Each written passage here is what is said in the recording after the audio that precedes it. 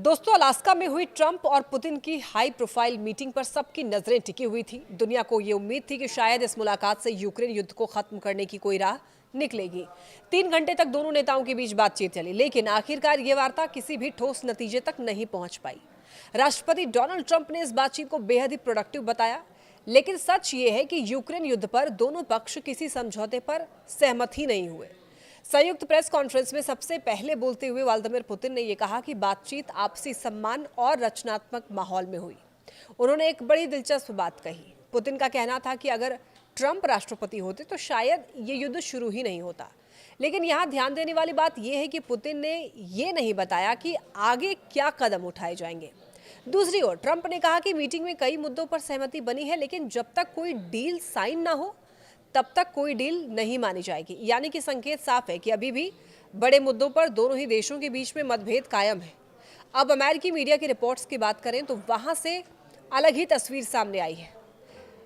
एक news report के मुताबिक मीटिंग का माहौल बिल्कुल अच्छा नहीं था। अंदर ऐसा लग रहा था कि पुतिन सीधे आए, जो उन्हें कहना था वो बोले, फोटो खिंचवाई और फिर निकल गए। यानी कि मीटिंग में बातचीत जितनी लंबी चली उतनी गहराई शायद नहीं थी, और यही वजह है कि पत्रकारों को भी ज्यादा सवाल पूछने का मौका नहीं मिला और दोनों नेताओं ने डिटेल्ड जानकारी देने से परहेज किया।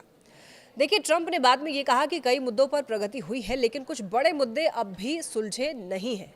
उन्होंने अपने मशहूर वाक्य को दोहराया, कहा जब तक कोई डील नहीं होती है तब तक कोई डील पर साइन ना हो तो इसे डील नहीं मानी जाएगी। यानी कि साफ है कि ट्रंप बातचीत को पॉजिटिव दिखाना चाहते हैं, लेकिन हकीकत यही है कि यूक्रेन युद्ध पर समाधान अभी काफी दूर है।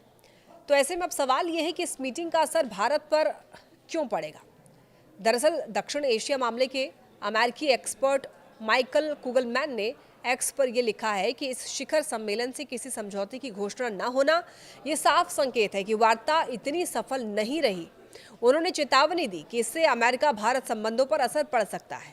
कुगलमैन ने अमेरिकी वित्त मंत्री बेसेंट के हाल के बयान की ओर इशारा किया, जिसमें यह कहा गया था कि अगर ट्रंप पुतिन शिखर सम्मेलन से सकारात्मक नतीजे नहीं निकले तो अमेरिका भारत पर टैरिफ बढ़ा सकता है। भारत के लिए ये स्थिति चुनौतीपूर्ण हो सकती है।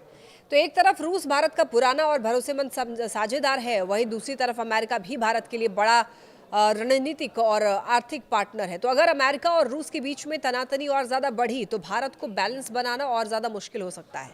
भारत पहले ही रूस से सस्ते तेल और हथियारों की सप्लाई ले रहा है, जबकि अमेरिका लगातार ये चाहता है कि भारत रूस से दूरी बनाए। तो ऐसे में अलास्का की ये बैठक जो है वो बेनतीजा रही। भारत के लिए आने वाले दिनों में नई मुश्किलें खड़ी कर सकती हैं, और कुल मिलाकर कहें तो दुनिया की सबसे बड़ी दो ताकतों की इस बातचीत से नतीजे निकलने की उम्मीद जरूर थी, लेकिन अब भी रास्ता साफ नहीं है।